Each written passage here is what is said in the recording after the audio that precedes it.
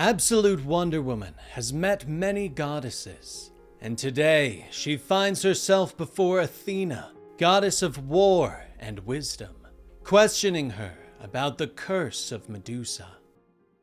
Gateway City. The building burns around them as two children cower in fear, but a great warrior steps through the door and looks down at them. The two children hold each other, tears in their eyes. "Hello, I'm Diana," the warrior says as she removes her scary helmet and smiles. "Which one of you would like to wear my helmet?" she asks. The children cheer as Diana flies them to safety. In San Diego, she protects an EMT from a crumbling building while he tries to save a child. In Bangladesh, she helps save people from rapid flooding. Time passes. She fights against psychos and supervillains, protect people from natural disasters, fights against great beasts of legends. But every day, she prays, asking to speak with Athena about a matter most grave. For the plight of Medusa weighs heavily on Diana's shoulders. Diana knows the legends of man say that Medusa was cursed by Athena. But when Diana took Medusa's form during the battle with the Tetracide, she felt how awful it was to be trapped in Medusa's body. If it really was Athena that cursed Medusa, Diana wished for a way to free her from the prison of her body. Finally, one night, Diana bows in a deep forest, whispering as she pleads once more for an audience with the goddess of wisdom. Suddenly, light crashes from above and slams into the ground. "Enough!" the mighty goddess bellows, her words echoing across the sky. The energy slams into Diana and brings her to the ground. But moments pass and nothing else happens. Diana opens her eyes and looks up. "Well, she heard me, and I'm still alive, for now," Diana thinks to herself. She looks up to find an owl staring at her from a nearby tree. "Hello, friend," Diana whispers. The owl lets out a screech and leaps into the air, flapping away into the forest. Diana quickly follows. The forest transforms with each step, and Diana finds herself in a strange, dark, and rocky landscape. She continues onward, pressing forward as red mists begin to rise up around her. But suddenly, she steps through the mist and finds herself in a glade, floating above the clouds. "By Hecate, I didn't even know I was going up," Diana whispers as she looks at the clouds and blue sky around her. A great tree stands in the middle of the glade, its roots reaching out and disappearing into the clouds. Diana bows as Athena steps down from the branches of the tree, the sunlight gleaming off her golden armor. "You force your way to my doorstep after eagerly swallowing the lies of men, princess. I hope, for your sake, that you can explain yourself," Athena says to her. Long ago, on the Wild Isle, young Diana looks down at the chessboard before her, pondering her next move. "Why do you like chess, goddess?" Diana asks suddenly. She looks up at Athena's glowing helmet, her avatar in this world. Though there are no pupils, she can feel the eyes of the goddess watching her. "It is an ancient game of skill. It rewards creativity as much as knowledge. It encourages players to see the entire board, to think in dimensions," Athena explains. "And you, princess?" Diana nods thoughtfully and turns her attention back to the board. Slowly, she reaches out and moves one of her pieces. "I like chess because nobody has to win. You can force your opponent to yield instead," Diana finally says. "You prefer a yield to a win?" Athena asks. "I get the same result, but the feelings are less angry," Diana explains to her. Athena sighs at this statement, reminding Diana that feelings make one vulnerable. Athena's piece moves on its own. Diana continues to study the board. "You always tell me to look at the whole board, To see not just the moves we make now, but the ones that are coming. That's why it matters how I win. I don't just have to beat everyone. I also have to show them a better way, Diana explains as she moves another piece. She feels the helmet staring at her as Athena ponders these words. Her piece slides along the board. That only matters if first you can win. Checkmate, princess. Now, Athena stares down at the princess, the talons of her golden armor gripping the roots of the tree hard enough to crack the wood. You don't have enough from me already, princess? You demand still more? Athena asks. Diana does not look up, her face touching the earth. With respect, goddess, if I could be bought with gifts, even a gift from you, I would not be worthy of you, Diana says to the ground. Athena sighs and orders Diana to rise. The Amazon lifts her head from the ground and looks to her goddess. Forgive me, goddess. I come seeking justice for Medusa. A justice only you can deliver, Diana tells her. Athena cocks her head to the side and peers at the princess she helped raise. You have listened to the stories of men and believe I cursed her? You presume the worst of me, princess, and it wounds me, Athena tells her. But Diana shakes her head. With apologies, goddess, but it's the world that believes it. Those that know myths, most accept your punishment of Medusa as fact. Regardless of what people believe, it is in your power to correct this injustice. Athena thinks on this for a moment before shaking her head. If I do so, it will only reinforce the narrative that I was the cause, she explains. But Diana suggests that she free Medusa alone. None have to know that you gave me permission.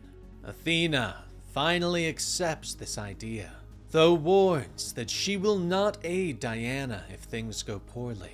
Diana bows once more before her. Thank you, goddess, she whispers. Yet, she does not move. I can hear you are not done. Say what you intend, princess, Athena says gently. Diana looks up once more and asks for one more thing before she leaves. Something to help her in her quest. No more gifts, Athena tells her. But Diana shakes her head and offers a trade instead.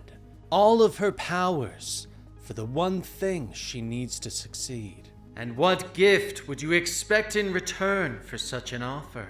Athena questions. Later, Diana grits her teeth as she continues up the mountain, lightning flashing all around her. I should have kept the power of flight. Rookie mistake, she groans, cursing that all myths take place at the top of dark mountains. But finally, she reaches the plateau and walks into the dark cave that houses Medusa and her sisters. She pulls out her helm and places it atop her head as she moves deeper inside. A soft whisper causes shields to lower over her eyes. She knows that navigating the caves without eyesight will be difficult, but to look upon Medusa is deadly. Diana finally stops at the center of the cave. Medusa, Stheno, and you, Rayali, I come to offer you a great gift, Diana calls out. Something leaps from the darkness and slams into Diana, launching her into a nearby stalagmite. Diana struggles to her feet and reaches for her lasso, the one known as sacrifice. I am Diana of the Wild Isle, and I will not fight you. I swear on sacrifice that I mean you no harm, Diana gasps. The monster flashes from the shadows, slashing Diana across the stomach. She gasps in pain and falls to her knees. The monsters attack again, their claws slashing her, nicking her throat, and causing her to stumble away. She knows they are not trying to kill her, merely soften her up for their sister.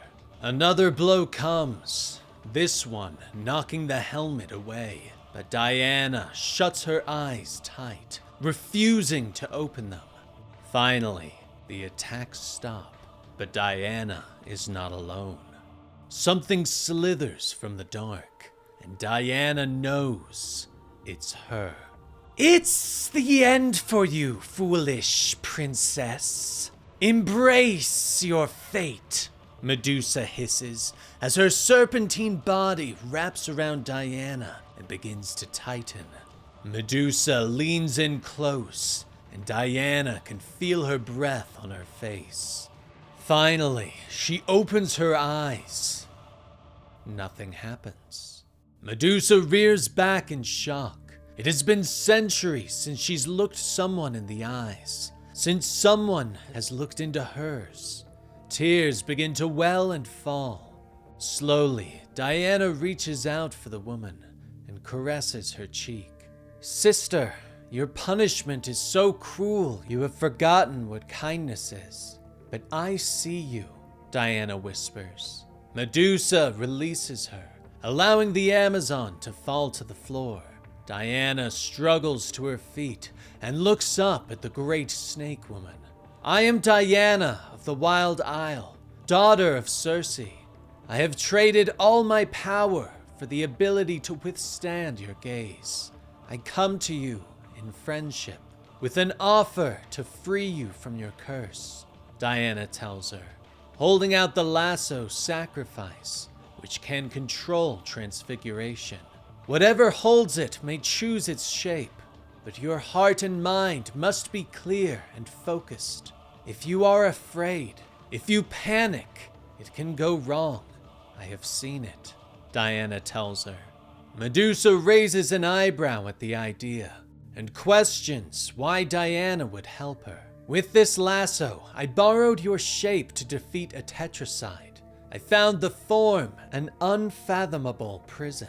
When I freed myself, I could only think of freeing you as well. I believe sacrifice can do that, if we are careful," Diana explains.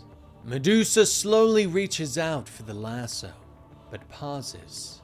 "I am very angry, and I have been for a long time. What if I use this to become an even more powerful monster than I am now?" she questions.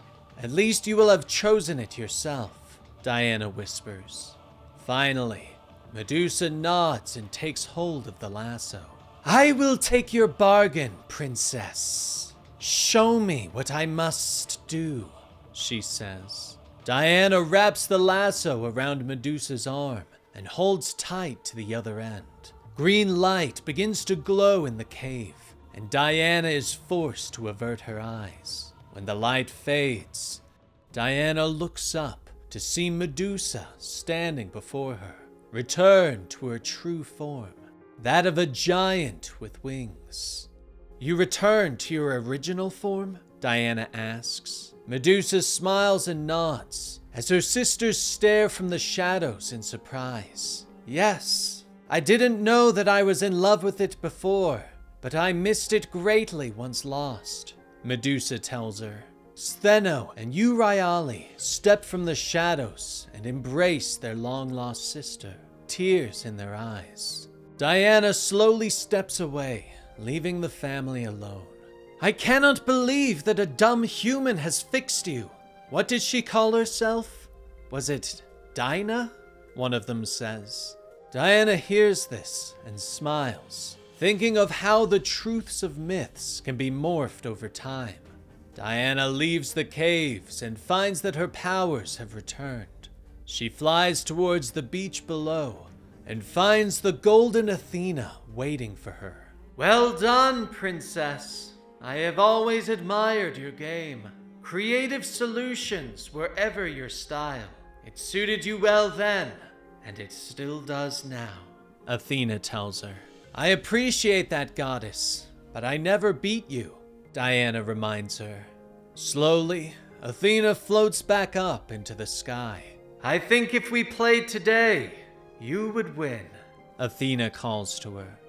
Diana smiles at these words. They are the nicest thing the goddess has ever said to her.